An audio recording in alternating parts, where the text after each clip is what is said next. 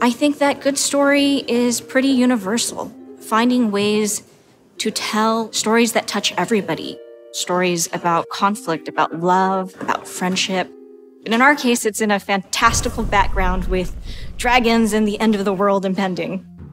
Returning to Alona and Crystal Desert is something that we have been planning for from the beginning of the launch of Guild Wars 2. We're bringing back old gods. Why not visit old places? It was a pretty easy decision to go back to Alona, to give players a little dose of what they've had before, but expanded, and to perpetuate the story we've begun and to address some of the major questions players have had. You do want to present your players with mysteries. You want them to go on a journey with you in exploring and answering these questions. They want to know what happened to the gods.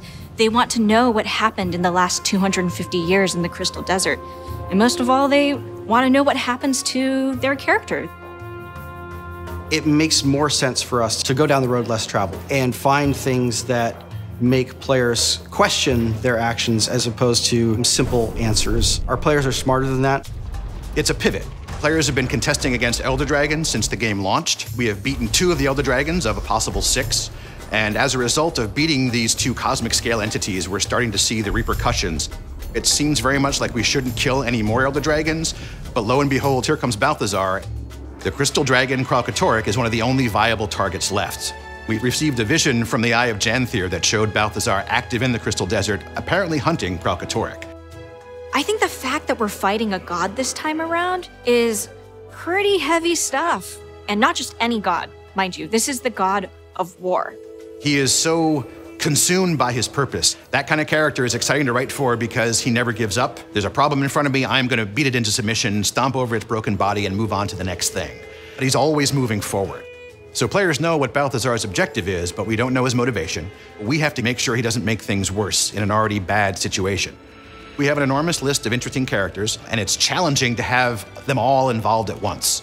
We knew what the player's goal was, we knew what our antagonist's goal was. We chose those characters who could help the player achieve their objective. In terms of story arcs, we have Ritlock. He makes his return to the team. He is one of the few party members that has been in the Crystal Desert before. Ritlock gets to confront his past and the things that happened here. And for me, that was a great opportunity to connect with players over this beloved character.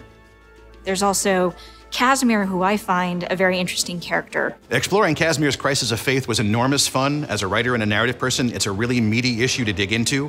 One of her gods has come back and is walking the desert. It's really hard to ask her, hey, yeah, fight against someone that you've believed in all your life.